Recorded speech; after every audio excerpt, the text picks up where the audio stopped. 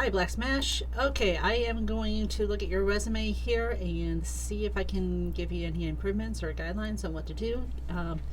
I know that you, pardon the cough, and this is one of my two birds. If you hear a chirping or see any flying around, you know what's going on. This is Jenny, and she's like 1 year old. Yeah. So, first, I'm glad you took out your personal information. That was great. That way I can use this video and put it online for others. Thank you very much. Summary. I'm glad you have a summary at the top, although I would prefer to see an objective statement on this, because a summary, everybody's saying, use an executive summary. You're not an executive. That's for executives. That's for people that are already set in a career path. That's really confusing for people, because people don't tell you what you should use one thing for or another. They're just like, use this, do this instead. These are out of date. No, they're not. They're specifically set up for different levels of resumes. You need an objective because you're just starting a career. So you have to have an objective statement. So I'm going to recommend a change for that.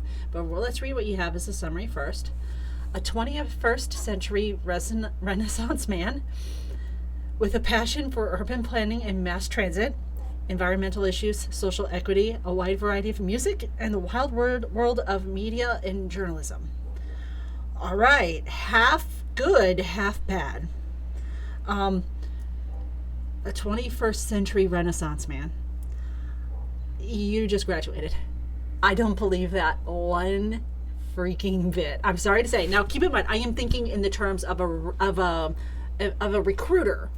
What's a recruiter going to see? What is a recruiter going to think? What's a recruiter going to think and have questions about?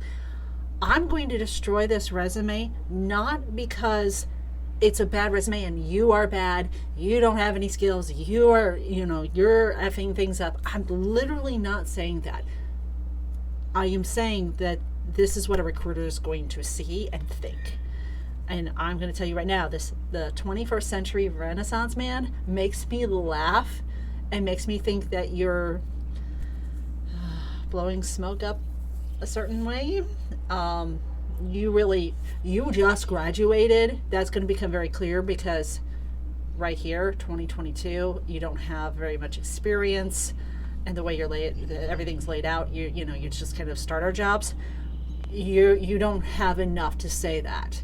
Now, if you have a resume that is wildly different across multiple spectrums, with an urban planning job and a mass transit job and an environmental job and a media job, and then yeah, you could definitely call yourself a 21st century Renaissance man, preferably on your LinkedIn profile, not on your resume, but it would fit then. Until then, it literally is just laughably like a kid trying to make themselves sound bigger than they are. All right, so I like the part where you say, with a passion for urban planning, mass transit, environmental, until we get to a wide variety of music. No recruiter cares about that. That's actually dating you as being a kid just by putting that in there, unless you're a musician. If you're a musician and you play a wide variety of music, and that your resume states that you play different types and genres and instruments, absolutely fine for that. But until then, no, you can't. Like, I listen to music. I'm 17. It's giving off the impression that you're 17 years old, and that's you don't want somebody to get the impression that you're young. You want somebody to get the impression that you're a professional. You're a young professional. You're starting out, but you're not young and just trying to be something that you're not. So yes, I would definitely change the first part to say a young professional with a passion for urban planning, or a recently graduated young professional with a passion for urban planning and mass transit, environmental issues, social equity, and the wide world of media and journalism. I'm fine with the words wide world in this case. I like it. I think that's very nice and cute. Cute in a good way. All right, so your education is first because you just graduated. In your case, absolutely fine to have your education first, because your experience does not match your education. But what I would like to see here is a little more info. You can put bullet points. You can put bullet points under your education. Not too many people know that, I know. So I might put a bullet point with 1 or 2 foundational classes that you loved, that you got A's in, or you just absolutely enjoyed the hell out of, that matches your passion here for environmental or social or media or journalism or urban planning or transit, whatever. What classes turned you on to that, turned your passion through the roof? I want to see those 2 classes. Just 2 is fine. If you got a third, sure. And just list those classes specialized in class A, B, and C, or at least A and B. I want to see at least 1 bullet point like that, specialized in that, or just all one in 1 bullet point. Either way, it doesn't really matter. Okay, your experience. You have them listed as bullet points when they should not be.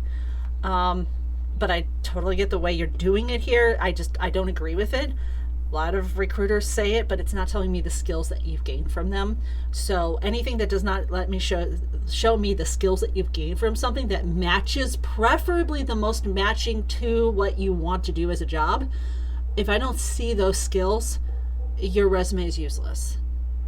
I need, as a recruiter, I have a list. Recruiters basically just have a list of jobs with a list of bullet points that need to be filled, as many as possible for that job. And if you have a certain amount over, like if you have, let's just say the recruiter agrees with like half or more, depends on the kind of candidates they get. If you have, see what I mean?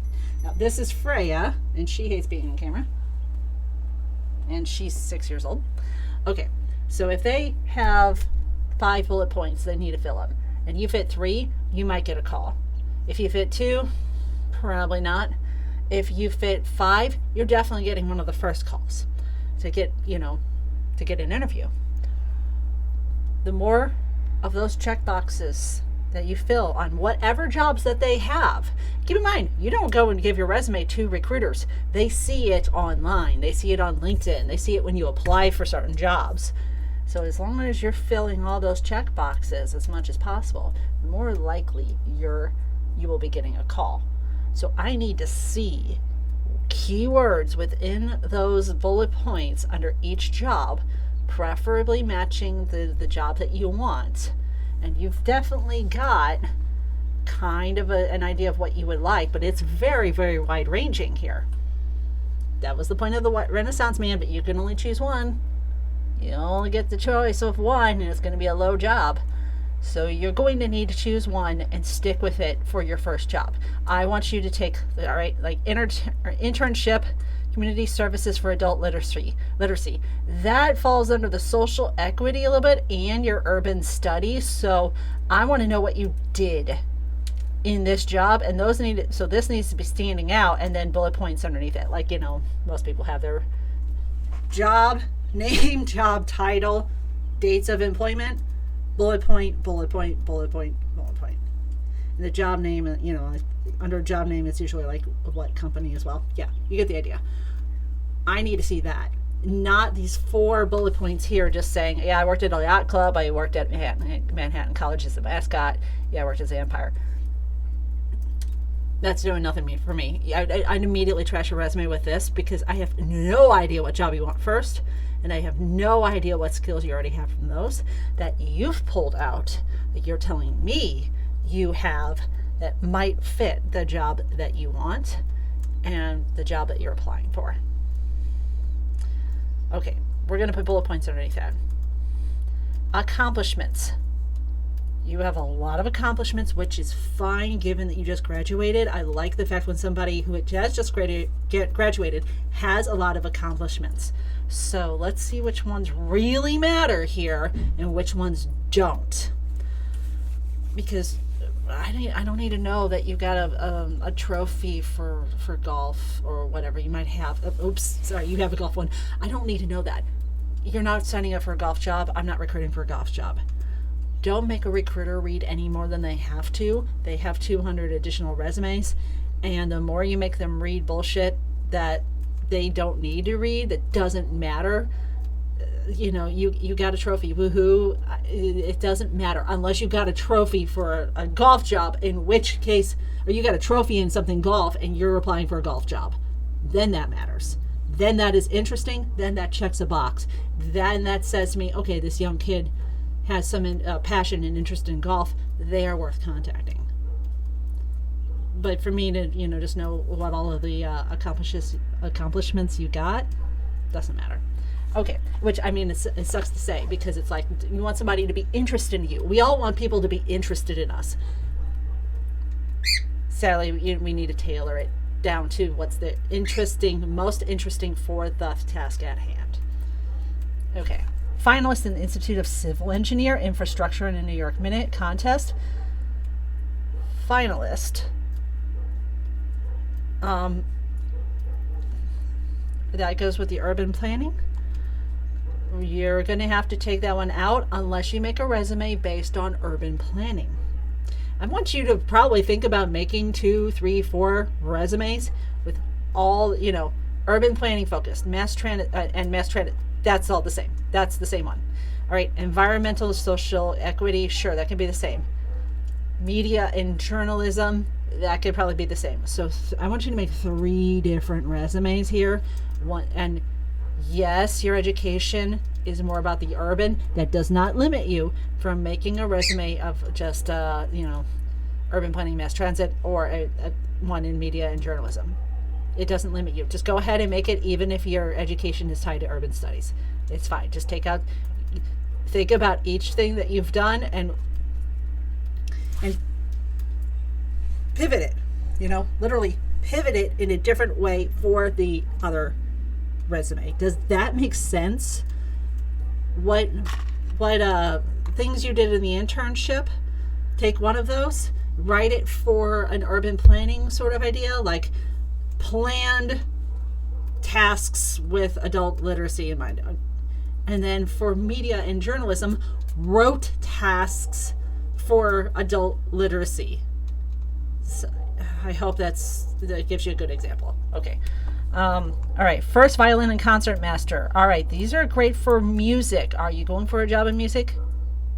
First violin, summer festival orchestra, violinist, Long Island String, Suffolk County Music Educators Orchestra.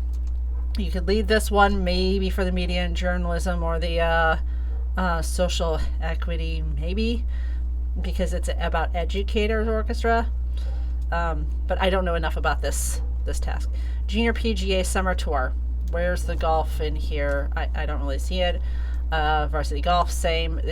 Those don't matter. Bowling, that does not matter. Tri-M Honor Society, leave that one. That one's good. Counselor and training camp intervention. Oh, absolutely. Social equity resume for that one. Student coach volunteer, Gemini Youth Orchestra. Since you did coaching and volunteer, that definitely plays into the social equity, urban studies sort of thing. So you'd be fine there. So yeah, divide these up. And even though sounds like you're a great violinist, unless you're going for a violin job and you write something right here, write a resume for music specifically, and you're going for a violinist job in a concert, I'd imagine you should have a lot more accomplishments for that, but I don't know that world. I don't want to discourage you. I'm just saying, think about like what accomplishments you can put in, and what's the next step for you in that career if you're going to make a career out of music. Okay. That's just doing the Reddit thing there. Okay, never mind. All right, skills. Advanced mathematical skills. Nope. That's a lie. That's a lie. I don't see any I don't see anything in here. Experience about mathematics. That's very much a lie. Unless you're going to put that as a bullet point underneath this. You could definitely put this advanced mathematical skills in what types of math. You need the exact types of math underneath your college. That's fine. But it should not be in the skills related category, because I don't see anything math in here whatsoever. Like not in here. No. So that comes off as a complete and utter lie to me. And you don't want to lie. You don't want to do that. Everybody says lying on your resume. You don't have to. Just be very clear and honest with the skills that you have, and then match yourself to the jobs that you fit, and you'll be fine. Classically trained musician. There we go. So that would go on this right here. You would take it out, but make this sentence about music instead of urban planning, mass transit, environmental issues. You would make a resume just for music and put that skill and your accomplishments in that sort of resume. And also put where you learned all of these, where did you put all of this? Where did you learn all this music? That would need to be in your experience here. Dash, musical college, blah, blah, blah. All right, proficient in media, camera work, etc. I don't see anything about that here. That's a lie. As of this moment, it's currently a lie. Because I don't see program names. I don't see social media sites you used. I don't see things you've done with those media. What kind of camera work, for what movies, for what TV programs, for what college stuff. That could definitely be a bullet point or two underneath here. That needs to be in the experience and bullet pointed underneath the experience where you used media, social media, camera work, etc. And lastly, proficient in Microsoft Word, Excel, and PowerPoint, where that needs to be under here as well, or here. Those skills always should be peppered within the experience, or you can get away with the education for yourself, definitely. For your first couple of jobs, you could totally have that under education. But I need to see that there and not here, because as far as I'm concerned, it's a lie. Every single one of your skills, except for, I totally believe this. I totally believe classically trained musician. Not even a question. I don't believe anything else. And you want a recruiter to believe everything else and where you got those experience and what you use them for. So, I hope that gives you a little clarity as to what to do. I just gave you a hell of a lot of work. You're going to need to take this, put one piece over here, and one piece over here, and a piece over here, and a piece over here. You're going to need to make 5 different resumes, or 3 or whatever, different resumes for the type of job you want. And then you don't spray those, you spray them to the jobs that match those resumes. Music jobs, mass transit and urban planning sort of jobs, environmental or social equity jobs, media and journalism jobs. And I'm not sure you have a strong enough resume for media and journalism. That's a really full field. Music is hard enough, but media and journalism, I need to see a portfolio of your past written work for that. I need to see, what blogs you've posted on. Do you have a little magazine from college that you worked on? Where did you use Microsoft Word, Excel, and PowerPoint? Where did you use media and camera work? Do you have anything published, college level published under your name? Something that somebody can verify.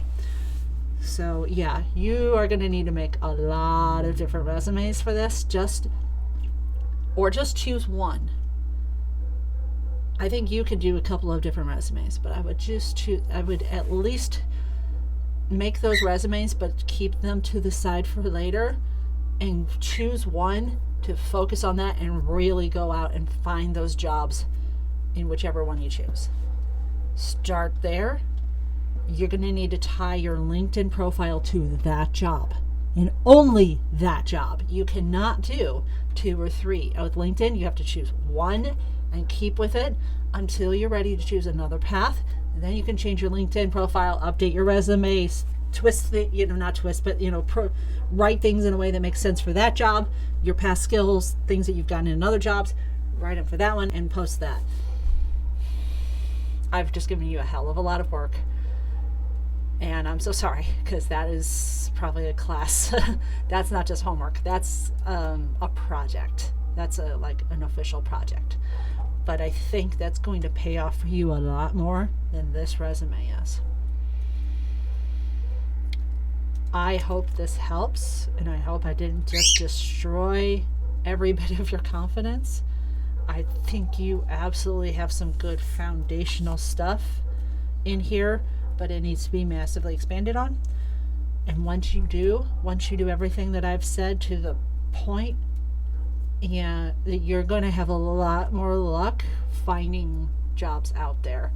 And by far, just pick one and stick with it for a while and see what happens. I think you're going to get a lot more recruiters or hirers contacting you, even if it's an entry level. I know you were talking about entry level. Even most of these jobs are going to be entry level. You ain't going to get anything higher. You don't have enough foundational skills. You don't have enough true working experience skills in a specific area in order to go any higher than entry level. You are entry level. You are like the definition of it, and that's fine. You just make sure you're making enough to meet your needs. $15 an hour or whatever it is in your area. For our area, it's 15. And yeah, you just stick with that, but don't expect higher yet. But you're going to get there soon enough. After 2 years, go ahead and switch jobs, not careers. Just go up for the next higher job. Okay, I think that is about all I am going to be able to help you with at this point. I do have a program that would work really wonderfully for you, especially with pulling out all of your experience and stuff, but I'm not really sure you need it right now. I think you could probably do it yourself for the moment, but if you start really struggling and getting up in your head and panicking and freaking out about it, that's when my course would probably come in handy for you, because it stops all of that. But yes, I am able to help more in that area. If you need further, more detailed, really specific one-on-one help, yeah, I've got a program for that. But at the moment, go ahead and just do what I said, and I hope that helps. Let me know. Let me know what happens. For now, I will say, yeah. Oh, sorry. See you later.